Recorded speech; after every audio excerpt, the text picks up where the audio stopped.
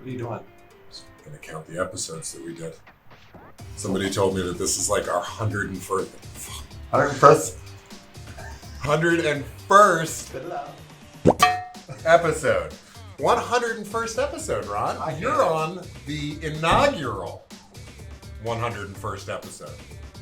Wow, I can't believe it. Ladies and gentlemen, Ron Scarfton, special guest here on What the Fuck is in the Box, where we open up these boxes, we look inside of them, we show what's inside the box to you so that you know what the fuck is in the box.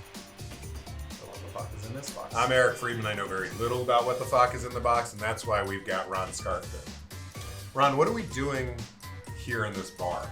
Well, we're going to talk about this product for starters. I thought we were drinking. Well, we'll be doing that too. Okay. But before we do that, we want our viewers to like, comment, and subscribe. Already? We do want them to do that. Let's start now. Like, you can do that now. Like. Don't comment yet. Not yet. You need Comment to know after what the to video. comment. And then And we'll subscribe. Yeah, subscribe so you get all the updates. So you can win this. Exactly. We're giving it away. We'll be giving it away. What is this? This is an HDMI Matrix by Metra AV. And what this does, this allows you to take 4 independent sources, feed it out to, with 4 outputs. Now there are technically 8 outputs on this. 4 independent switches, okay? So there's gonna be a mirrored HDMI with a mirrored Ethernet output on this. Cat so 6, right? Exactly. Yep. Exactly. So it'll give you the ability to distribute either over an HDMI cable or over an Ethernet cable. Or both. So that's pretty cool. So applications for a product like this are, you could do it in a bar kind of a setting if you wanted a light commercial kind of a job where you're distributing a few different cable boxes or satellite signals or streaming services to multiple televisions. Yeah, or in a residential space where you want to have a nice, clean, aesthetic look. No, TV on the wall, no equipment underneath, gaining the, that designer approval factor. So the box is super nice, right? In typical Metra fashion, right? They put together a really great box. When you're looking at it, you can really get a good look at what's in the box, even straight from the outside. We almost don't have to open it to tell you what the fuck is inside. Right. But we will, right? You can see that they've got a lot of their features and benefits on the back. It's great packaging. If you do have any kind of a retail store, it looks really good on the shelf. Well, yeah, or if you walk into a customer's home getting ready to install this, it commands the value. It is nice. It has a premium look to it. Yeah, for sure. It doesn't look like some cheap piece of equipment. And you've done setups like this, right? You've been in the game for a long time, so you've done setups like this. Are these complicated to put together for somebody who hasn't used a matrix switcher? No, really. What are some of the things that you'll run into when using a matrix switching system? Well, typically with a lot of integrators, one of the big concerns is we're going to have 4K TVs around the house, and then we have this little 32-inch that's only 1080p. One of the big fears is, okay, we're going to downscale everything to 1080p. Well, that's not the case with this. This has independent scaling. So the 32-inch TV will be sitting at a 1080 resolution. It does not do 720. That's important to know. It did not go that far back, but it does go down to 1080. That 32 will have a 1080 output, downscaling any 4K sources to 1080. But your 4Ks will continue to receive all sources as well at 4K. So stepping back for a second, you mentioned in a house, you've probably got a rack somewhere, where all of your stuff is terminated and run back to. Mm-hmm. And your rack, your head end unit is where you're going to put kind of this larger matrix piece here. Correct. Is that what we're doing? Yeah, you're going to install this in the rack. And on this, you're going to have 4 independent HDMI outputs. 4 independent HDMI inputs along with 4 RJ45s. Okay, so your sources, your independent sources, things like the cable box, the Roku, those kind of items, those are sitting back at your rack. You're plugging those in on the back under the HDMI inputs? That's correct. And then each of these outputs can be listed to each zone or TV in the bar or home. Did you flick off the camera just now, Ron? Not intentionally. I feel like you used the dirty finger. So he didn't mean it, folks. He really didn't mean it. I saw him correct it immediately and instantly. He wanted to give you the FU finger, but he didn't. He took it back. He loves you. You love him, right, Ron? I do. All right, carry on, please. You got a lot of... This is very intimidating. I'm going to tell you. If I haven't used this before, there's a lot of connections back here, a lot of plugs. What is all over the back of this? Well, let's just say, for example, we're going to feed output one to two TVs behind the bar. Okay. Okay. One can come off of the HDMI output, and one can come off the RJ45 output. They will mirror, and zone one will control. That source will be on both those TVs. So mirroring means both outputs are matching that input, or both outputs match each other. Any input you select will go to this output. Those two outputs will be mirrored together. Cool. Correct. That will happen on zone 2, 3, and 4. So in theory, you can go out to 8 displays, but you're really only getting 4 sources out. That's correct. Got So yeah, you'll have your cable box, your Roku, your Apple TV, and your whatever you choose as your fourth source.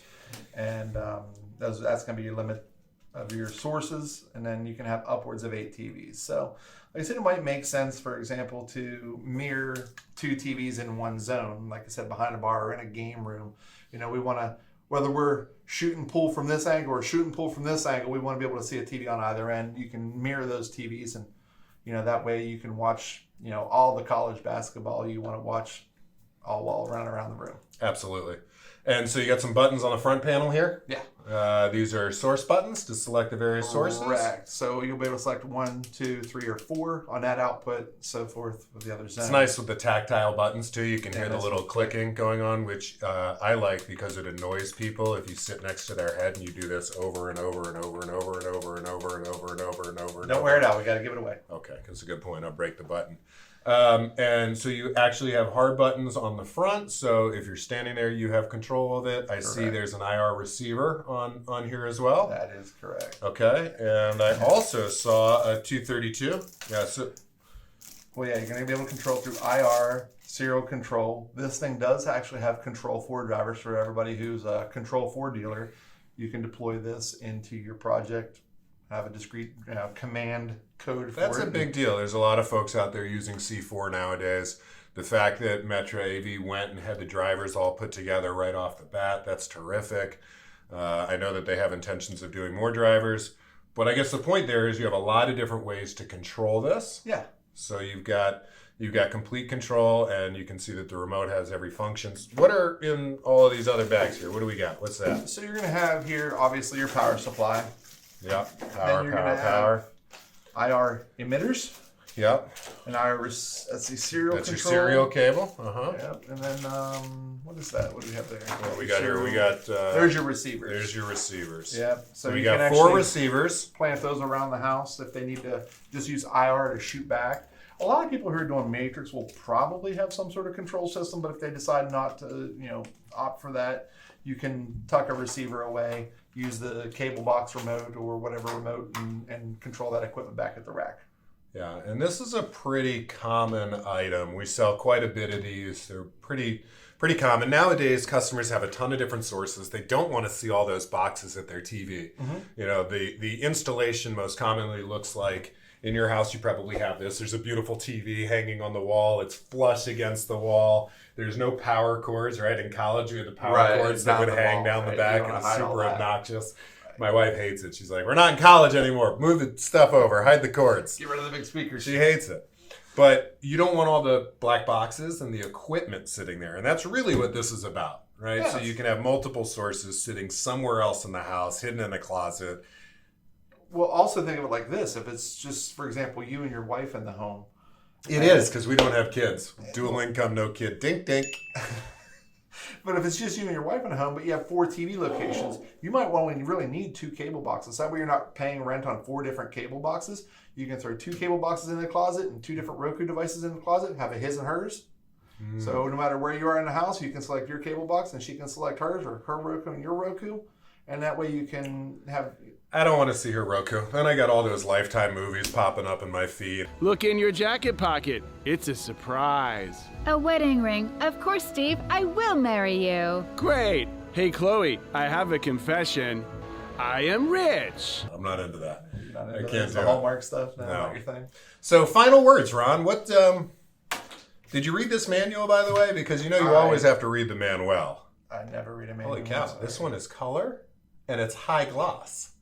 Ladies and gentlemen, you know when the Manuel is high quality gloss material. Feel this? That's quality stuff, right? It's actually very detailed. I'm joking, but you literally have a ton of diagrams in here. It is full. It is actually color. So you do have a lot of information that helps you kind of walk through this. which is pretty neat. If you need to revert to one, yes. I always have to revert to one. Everybody out there is like, I never read the manual. I'll figure it out. But I sit down almost every time I open up a box and I sit there and I read it. I'm guilty of not reading them until the last moment.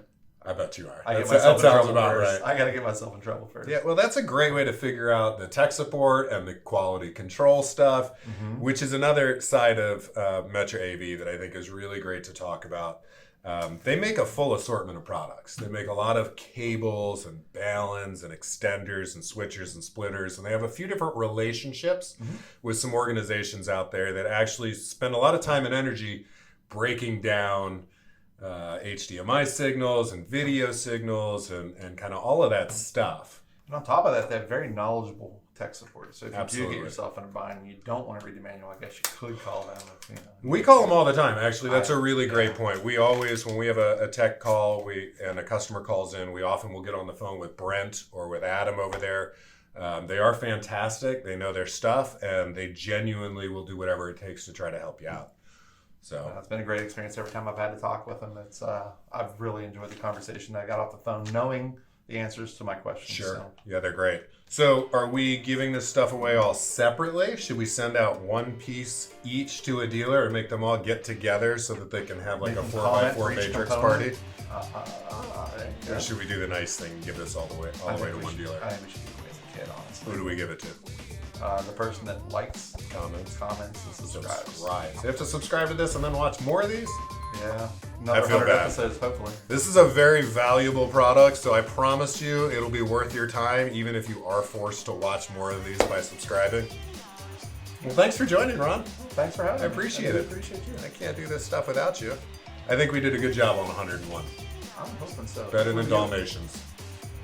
Oh, I went there. you did. I'm sorry. All right, let's wrap this thing up. Bring it home. See you later, guys. Thank you. Bye-bye.